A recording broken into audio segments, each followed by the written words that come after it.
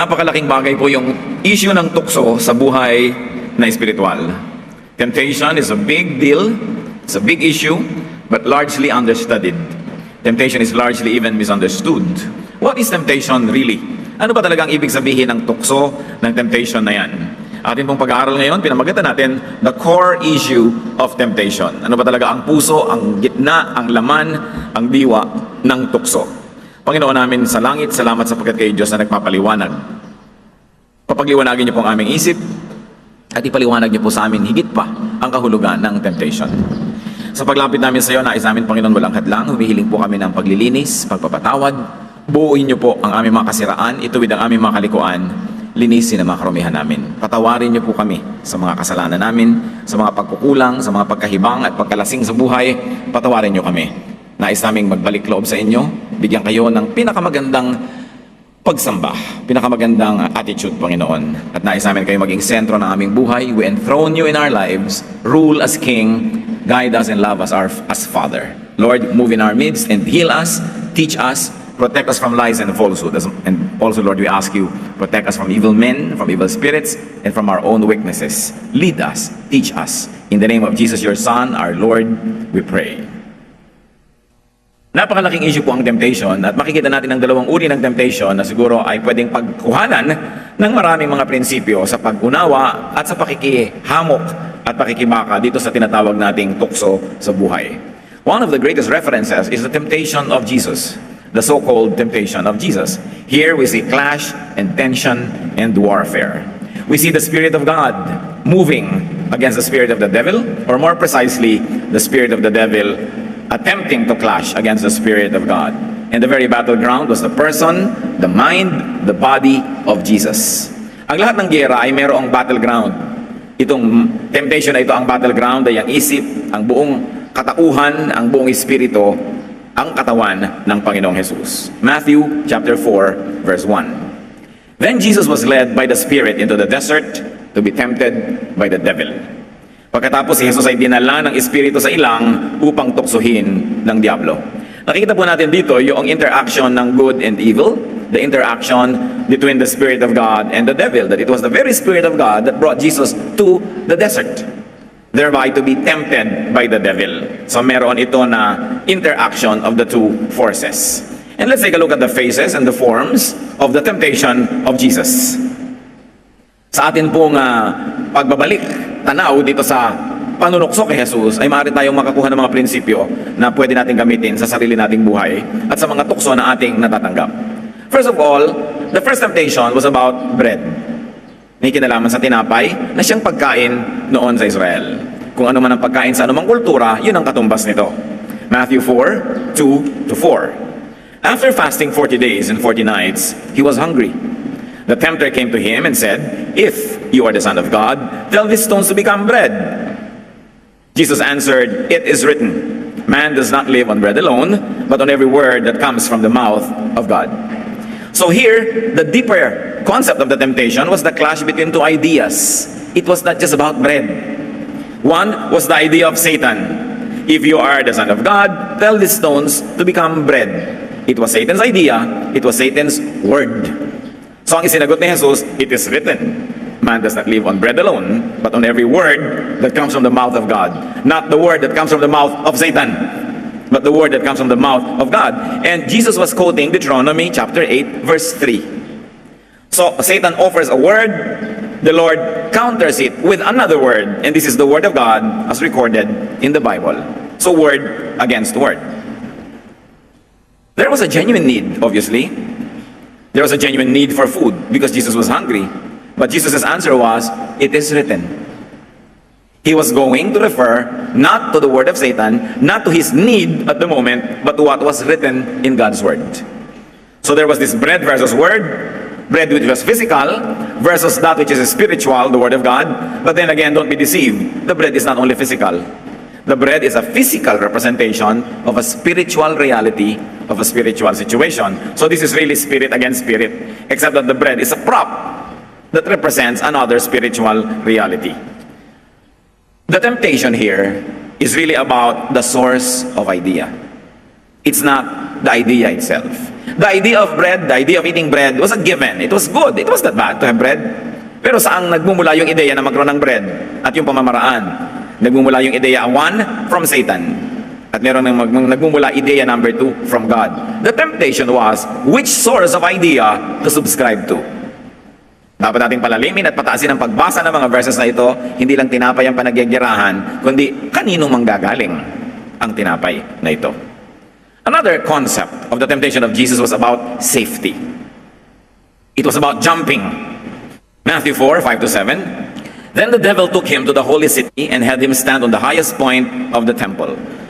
If you are the Son of God, he said, throw yourself down.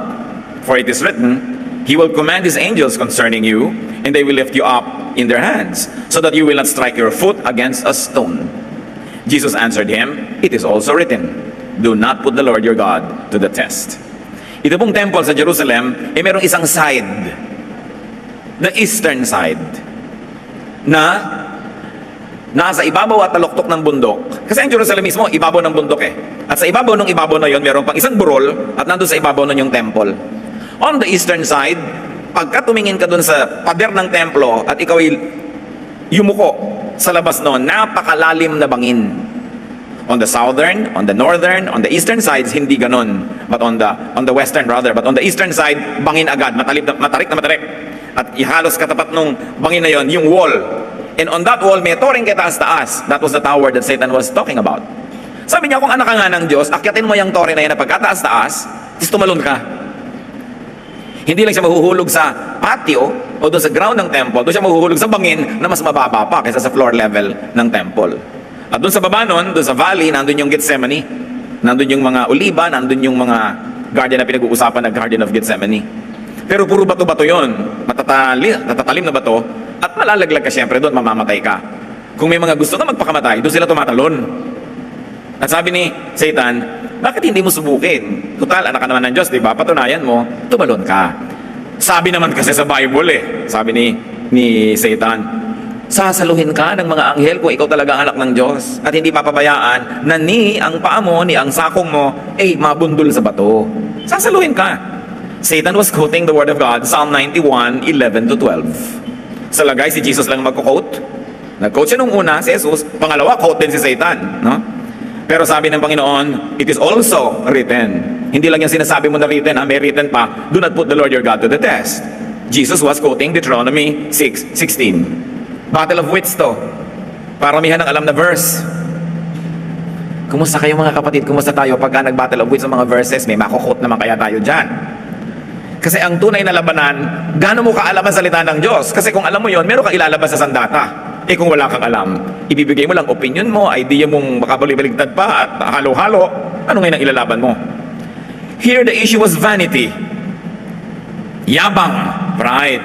Kung talagang anak ka ng Diyos, patunayan.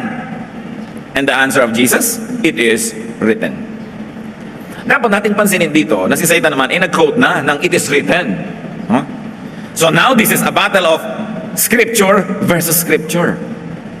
The Word of God versus the Word of God. But can that happen? No, because the Word of God cannot contradict itself. But the interpretation and application of the same Word can actually make war with God. And that was Satan was doing. Yung mismong salita ng Diyos, binabaluktot, nililiko para kontrahin yung ibang mga salita rin ng Diyos.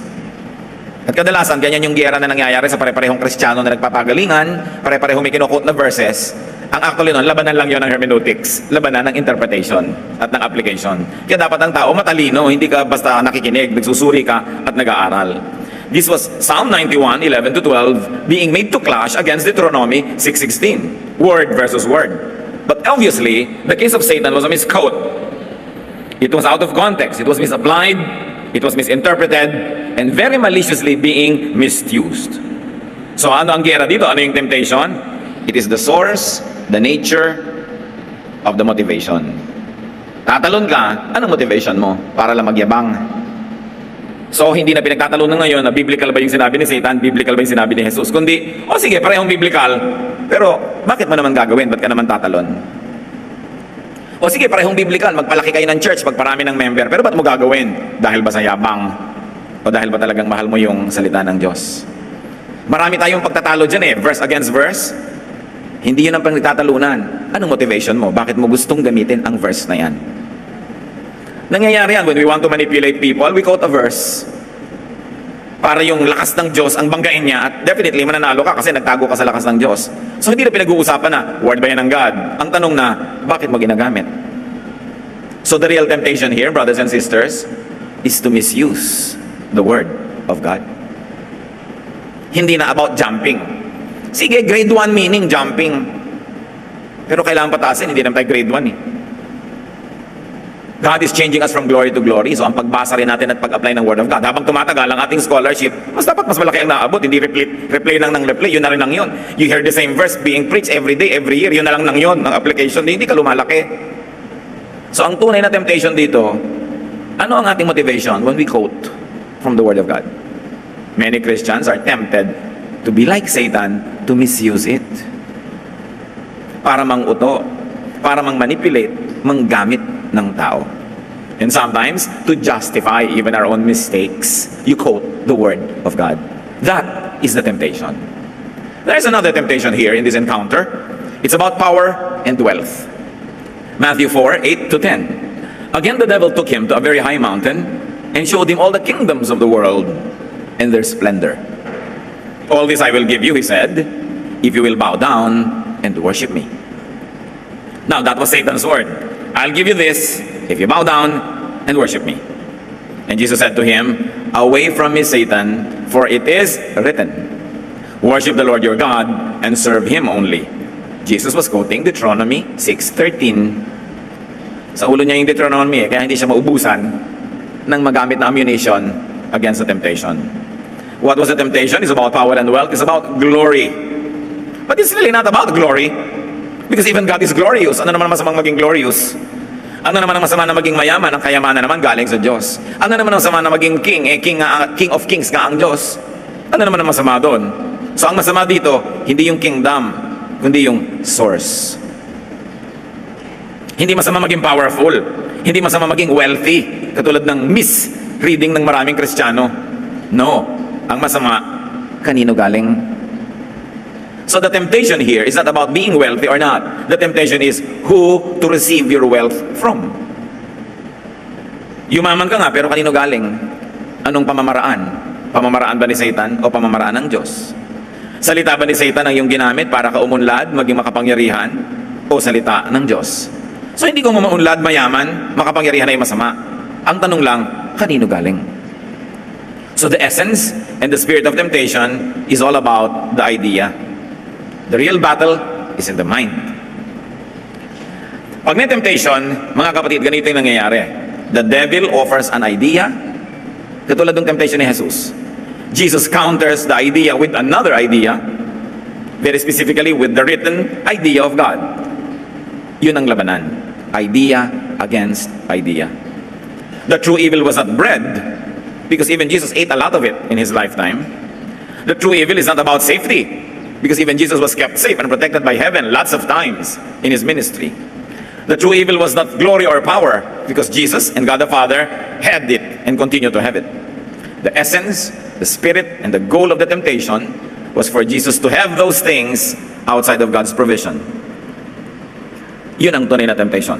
Magkaroon si Jesus ng bread, magkaroon siya ng glory, magkaroon siya ng power, magkaroon siya ng safety from the devil. Pagka tayo naaalok ng ganyang mga bagay, ang itatanong nyo agad, saan galing? Anong pamamaraan ang kailangan kong gawin para mangyari yan? Gusto kong manalo sa isang contest, anong paraan ko? Kanino ako hingi ng power? Gusto kong magwagi? Gusto kong maging bida? Gusto kong maging sikat? Anong gagawin ko? The real essence of the temptation was to subscribe to another idea, to another philosophy, to another school of thought. In other words, another word, the word of Satan. And the word of Satan, nagmamadali. Idea niya yan, philosophy niya yan. Sabi niya, kung gusto mo, gawin mo agad na tinapay ang bato. Alam natin na nung natapos yung temptation, angels came and ministered to Jesus, and doubtlessly, nagdala sila ng bread. Pero may panahon. Yung pagmamadali, mas madalas kay Satan yan. Kasi kung tayo ay makadiyos, lahat may panahon. May panahon para maghanda, nang gamit mo ngayong gabi para bukas, hindi ka nagmamadali. Kasi handa na. May panahon. Pero ang style ni Satan, madalas, nagmamadali. Kasi ang nagmamadali, nagkakamali. Mainit ang ulo, galit, at maraming mistakes. Yun ang gusto ni Satan. Anong philosophy ni Satan? Get rich at once. Ngayon na, maging powerful ka. I'll give you all this kingdom, but bow down to me, worship me. Mga instant money. Yung wala kang kahirap-hirap, nagkapera ka. Yan ang ginagawa ng mga nandaraya. Yan ang ginagawa ng mga nangwa 1, 2, 3. Yan ang ginagawa ng mga nagbebenta. Ang ibinebenta nila, may daya ang timbang, may daya ang quality. They want a lot of money, but whose ways? The ways of Satan. So, the temptation is to subscribe to another style. Not to have money, but to subscribe to Satan in order to have it. That was why Jesus' consistent reply was, "It is written." Sabi niya, oo, kakain ako, pero sa paraan ng Diyos. Oo, magkakaroon ako ng glory and kingdoms, pero sa timing, sa paraan ng Ama sa langit. Oo, magiging ligtas ako, pero sa paraan ng Diyos. At hindi ko ilalagay ang sarili ko sa walang kakwenta-kwentang panganib para lang mapatunayan na ililigtas ako ng Diyos. That was the way. So the Lord in effect was saying, oh, I subscribe to what has been written. I subscribe to an already set philosophy and reality and frame of mind, so why try to entice me to subscribe to another? Dapat nating namnamin yun. Balikan natin ang mother of all temptations. Kung merong mother of all temptations sa New Testament, meron din sa Old, the temptation of Eve and Adam. Genesis 3, 1-5. Now the serpent was more crafty than any of the wild animals the Lord God had made. He said to the woman, did God really say, you must not eat from any tree in the garden? You see, Satan was trying to question the idea of God that Adam and Eve should not eat fruit A. So, ang ina-attack ni Satan, hindi Diyos, yung idea. Talaga nga ba? Sabi nga ba? Verse 2. The woman said to the serpent, we may eat fruit from the trees in the garden, but God said, you must not eat fruit from the tree that is in the middle of the garden, and you must not touch it, or you will die. You will not surely die. So Eve says, God said will die. Satan says, you will not. This is idea against idea. The serpent said to the woman, for God knows that when you eat of it, your eyes will be opened, and you will be like God, knowing good and evil. There was idea one of God, don't eat. Satan offers a contradictory idea, eat. Hindi mo kailangang maging malinaw ang mata para makita mo na naglalabanan yung dalawang ideya. Eat, don't eat. Mahirap bang maintindihan yon? Pero dahil ang linaw-linaw na makita na ito'y magkakontra at ang linaw-linaw na dapat doon sa sinabi ka ng Diyos sumunod, binulag ni Satan ang mata ni Eve sa katotohanan na yon. Naglagay siya ng offer. Sabi ng Diyos, don't eat. Sabi naman ni Satan, eat. May bonus. You will be like God if you ate. Your eyes will be opened. Ang totoo, the eyes were being closed. Baligtad, ha? The eyes were being blinded by Satan, but Satan offered a very tempting concept. Huwag kang mag-subscribe sa A, dito ka sa B. May bonus ito, may advantage. Magiging para ka rin Diyos. At dahil doon sa dagdag na yon, nabulag talaga si Eve. Halos lahat ng may dagdag, mga kapatid, baka may kasamang trick. Bilhin mo ang produktong ito, may kasamang tabo. Siguro mag-e-expire na yung product, kaya kailangan samahan ng tabo o balde o kalamansi o sabon o shampoo para mo bilhin. Ikaw naman, nasakin ka doon sa tabo, binili mo si produktong luma na pala o wala palang kwenta, walang bumibili, kaya ayan, sinasamahan ng tabo. Love ka ba nung tindahan? Bumibili ka na ng isang produkto, bibigyan ka ba ng tabo? No way, hindi ka nun love. Binubulag ka. The store is appealing to your greed. Diba? Yung sale, love ka ba ng store dahil sale? Paano ka magiging love niyan kasi pagtubuhan ka? Bakit may sale? Yun ang pambulag. Usually mga sale sa lean months, lean season, yung walang namimili. So gusto niya pati oras na hindi shopping, hindi naman Pasko, hindi naman kung ano, iimbento pa yung store para bumili ka na naman, makuha na naman niya yung pera mo. Bulag ka naman, sale. Dating 1,000, ngayon 200 naman. Naniwala ka? Yun, may pambulag.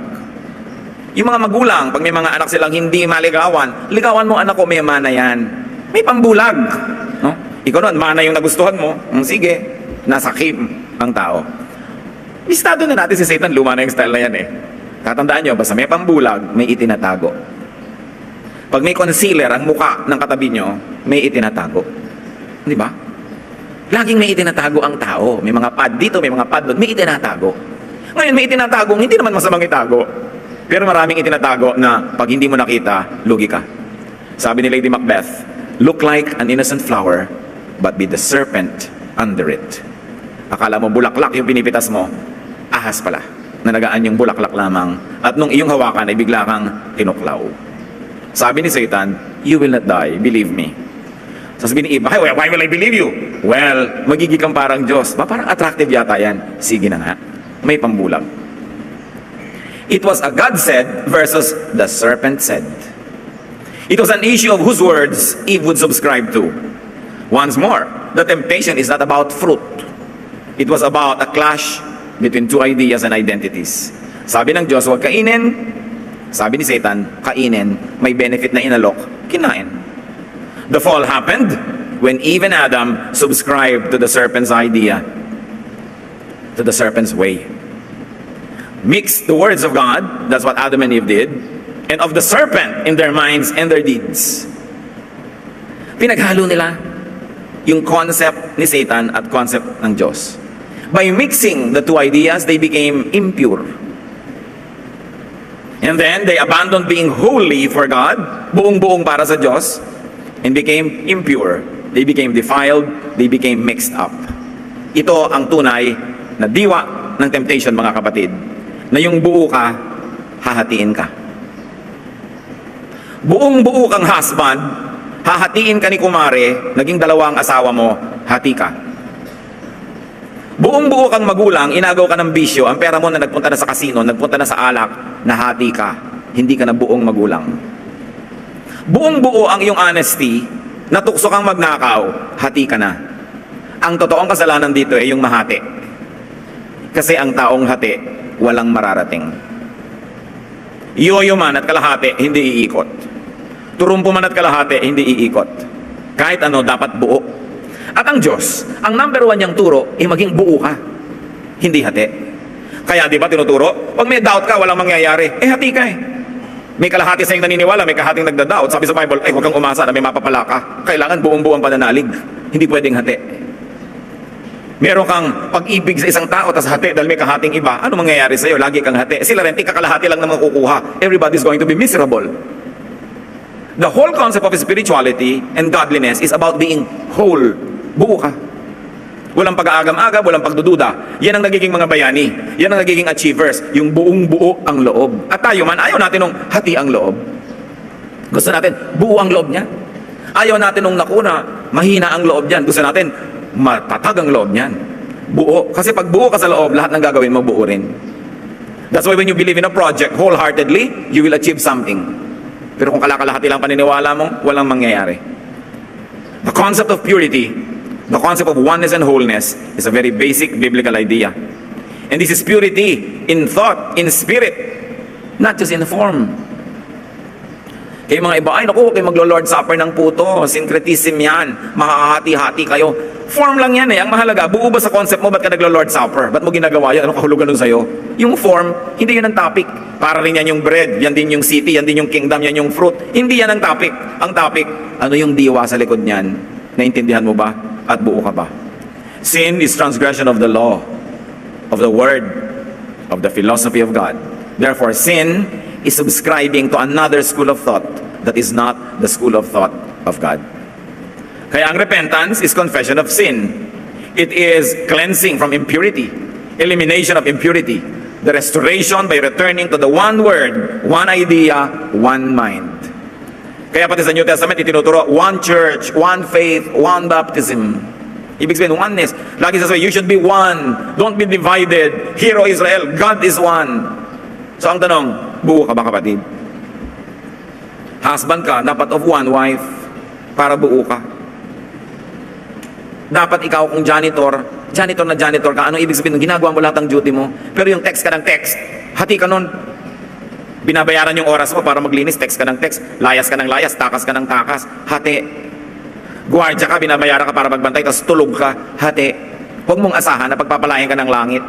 Madaya mo man ang employer mo, magpanggap ka manggising, pagtakpan ka man ng mga kasama mo, ang Diyos ba, hindi ka halata, hindi ka bistado, kanino ba manggagaling ang blessing, di ba sa Diyos?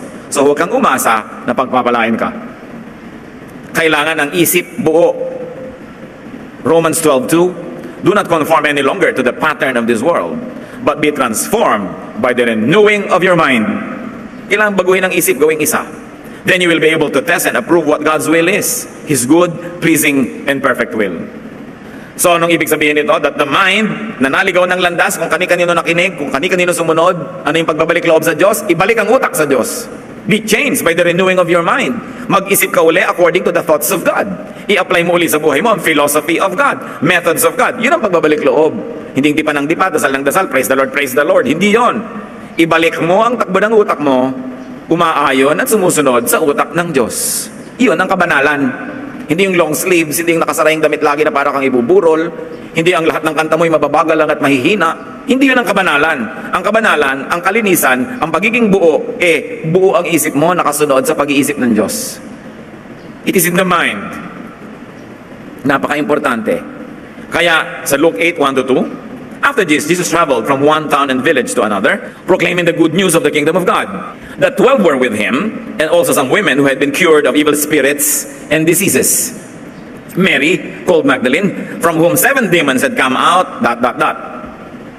So anong ibig sabihin na si Mary ay naging mananampalataya, natanggalan ng 7 demonyong nakatira sa kanya? Kasi may Diyos, tas may 7 demonyo, 8 ang tinig na sinusundan niya.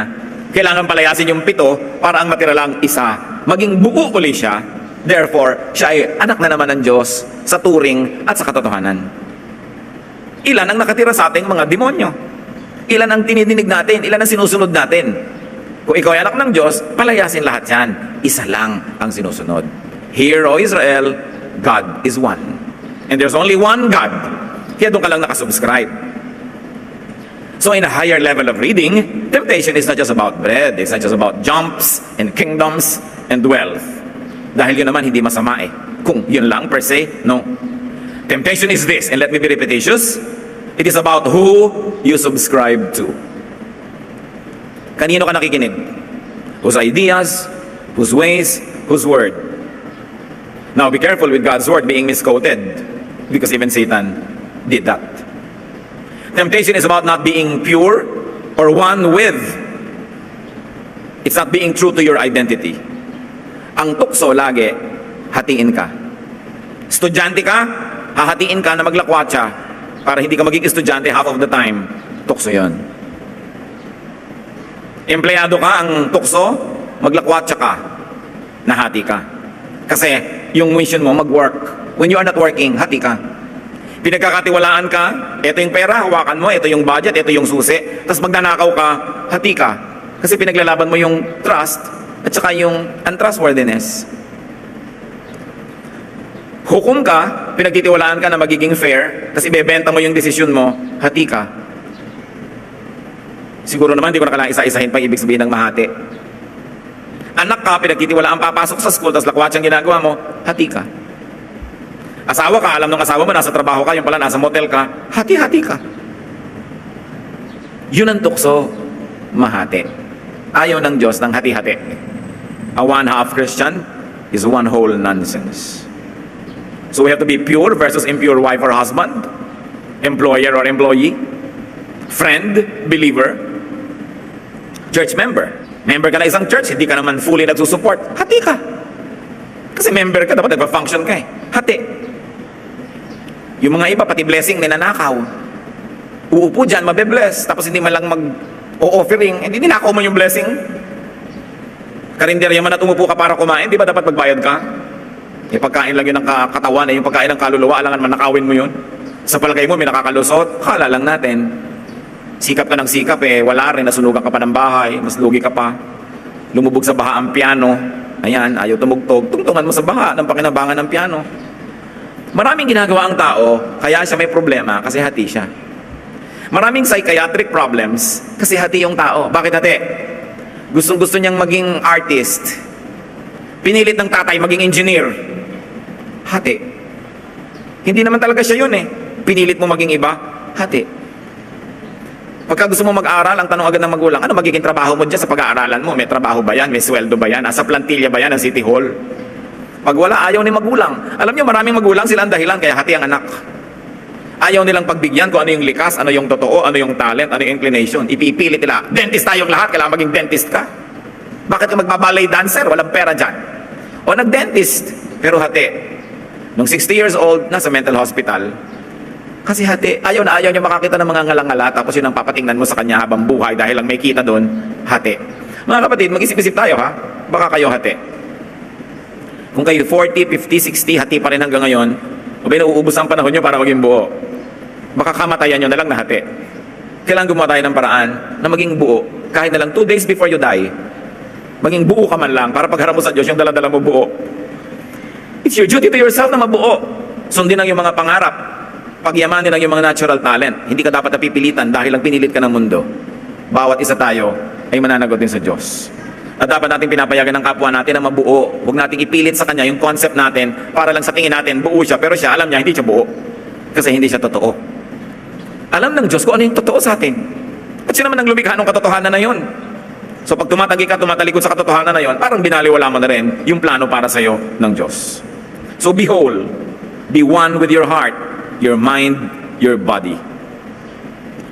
Dapat yung iyong feelings, yung iyong thoughts, at yung iyong activities magkakatugma para buo ka. Sinasabi ng konsyensya mo, masama yan, pero ginagawa mo, hati ka. Kailangan magkakakampi, magkakasama ang damdamin, ang pag-iisip, at yung ginagawa ng katawan. At alam natin kung sino ang boss dyan, yung pag-iisip. Yung thought na sinasabi sa Romans, be renewed by changing your thought patterns, your mind. Pagka ang iniisip mo, nararamdaman mo at ginagawa mo yung iba-iba, magkakasakit ka kung wala ka pang sakit. Kasi hindi ka buo. Kaya nung araw sinasabi nila marami nakukulam sa probinsya. Sabi nila marami na po possess. Kasi nung araw, lalo na sa mga very conservative communities, ang mga tao hati. Ang mga anak hindi nila nagagawa yung gusto nila. Sinusunod lang nila yung gusto ng magulang. O yung gusto ng community. Pag may iba kang gustong gawin, machichismis ka, paparusahan ka ng community. Kakantsawan ka, mapaparusahan ka. Pinaparusahan kasi ng community yung individual pagka hindi nagko-conform sa kagustuhan ng karamihan. Kaya sa mga ganyang baryo, at sa mga bahay na mahihigpit masyado ang mga magulang, doon maraming mga tinatawag nating nasisiraan ng bait. Tingnan nyo si Sisa, nasiraan ng bait. Kasi gusto niya kasama ang kanyang mga anak. Pero pinaghiwalay sila ng kalupitan ng sistema ng lipunan. Nabaliw siya. Kasi hindi nagagawa ng kanyang katawan yung gusto ng kanyang puso at hinihingi ng kanyang damdamin. Sa mga pamilya na ang hihigpit ng magulang, biglang dyan yung may mga nakukulam, kung ano na nangyayari, minumura bigla ng anak yung magulang, kasi possessed, pinagpapasensyahan, kasi possessed. Ang hindi alam ng marami, hindi naman talaga possessed yun. It is a psychiatric situation wherein the reality in you could not be given space to express itself, therefore it does something to be able to express itself, nagiging luka-luka, nagiging possessed kunwari, para magawa pa rin yung gusto. Because there is a lot of repression. It is a coping mechanism. Pati ang kabaliwan is a coping mechanism. Sa No Limit Angere, si Piloso Potasio, iniisip ng mga tao baliw. At tinanong siya ng isang matalinong kabataan, bakit mo hinahayaan yun? Akala nila baliw kayo. Sabi niya, kasi habang iniisip nilang baliw ako, pwede ko sabihin lahat ang gusto ko sabihin. Kaya hindi bali nang isipin nilang baliw ako, masabi ko lang yung gusto ko. Kaya sa akala nila, hindi ako baliw, pero lahat ng gusto kong sabihin, sinisikil ko. One of the greatest gifts that we can give to our fellow men, especially to your loved ones, is to allow them to be true to themselves. Para hindi na sila kailangan mabaliw o mapossess pa. At kung ano-ano pa. Nakita niyo yung panahon ni Jesus, ang daming possessed. Kasi very repressed yung society noon. Wala kang magawa. Pinaghaharian ka ng magulang, pinaghaharian ka ng templo, pinaghaharian ka ng gobyerno. May gobyerno pa ng Israel, may gobyerno pa ng Roma. Pinaghaharian ka ng tradisyon. At ikaw ay pinaghaharian ng sobrang kahirapan. Hindi mo na magawa ang gusto mo. Kaya ang dami, akala nila possessed. But those are just repressed people. And their subconscious does something so that they could be real to themselves. Yan ang temptation, mahati. Kaya maging sa pananalig, dapat buo. James 1, 6-8. He who doubts is like a wave of the sea, blown and tossed by the wind. That man should not think he will receive anything from the Lord. He is a double-minded man, unstable in all he does. So ayaw ng Bible ng double-minded. Yung lagi nagdadalawang loob, nagdadalawang isip, nalilito. Sabi, wala kang mararating. Romans 7, 19-20, sabi ni Paul, for what I do is not the good I want to do. No. The evil I do not want to do, this I keep on doing. Now, if I do what I do not want to do, it is no longer I who do it, but it is a sin living in me. Blah, blah, blah. Pero ang mahalaga dito, gusto niyang bumait, pero di niya ginagawa. Hati siya. Dapat, kung alam natin kung ano yung tama, yun ang ginagawa ng ating katawan. Do not violate your own conscience. Lalo't ang konsyensya na yan ay nakaayon sa salita ng Diyos, pakinggan yan. Romans 14:23, but the man who has doubts is condemned if he eats, because he is eating it not from faith. And everything that does not come from faith is sin. Sabi niya, ikaw pala sa konsyensya mo, hindi ka dapat kumain yan, tapos kinakain mo, ay nagkakasala ka kasi nilalabag mo yung konsyensya mo. Pero siya, sa konsyensya niya, hindi naman siya nababother, hayaan mo siya, hindi niya nilalabag ang konsyensya niya. Kaya kailangan, ito yung tinasabi dyan, makinig ka sa iyong tinig. So temptation is to be divided, to be confused, to be cut off from God's ways and thoughts, to be untrue to one's godly identity. And it is to be submissive to Satan's thoughts and ways. It's not the bread that's the issue. The issue is, who do you believe in? So saan tayo hati, mga kapatid? Between good and evil? Dapat pa bang hati ang tao dyan? Hindi pa ba malinaw yan? Between God's ways and Satan's ways? Between our true godly identity and the distorted identity being dictated by the world? Like your identity as a husband, di magpaka-husband ka. Tatay ka, di magpaka-tatay ka. Anak ka, magpaka-anak ka. Pag yun ay binaligtad mo, yun ang tunay na temptation na ating sinunod. Ama namin sa langit, nawa ang mga ideya na ito ay lubos naming maunawa. We ask you, Father, to enlighten us, to empower us, so we can move on to higher levels of application of your word. Makita namin, Panginoon, na ang temptation ay yung naghahati sa amin. Turuan mo kami, Panginoon, na maging buo sa kabutihan, buo sa pagiging makadiyos, buo sa iyong panig, at hindi namin ipinahihiram, ipinamimigay ang kalakalahati ng aming puso, kalakalahati ng aming katawan, ng aming paglilingkod, ng aming oras, maging buo kami. Magbulay-bulay tayo, mga kapatid, kung ano pa ang mga kahulugan nito sa ating mga personal na buhay. Gugulin ng ilang panahon, pag-isip-isipan, at pakinggan ang tinig ng Espiritu.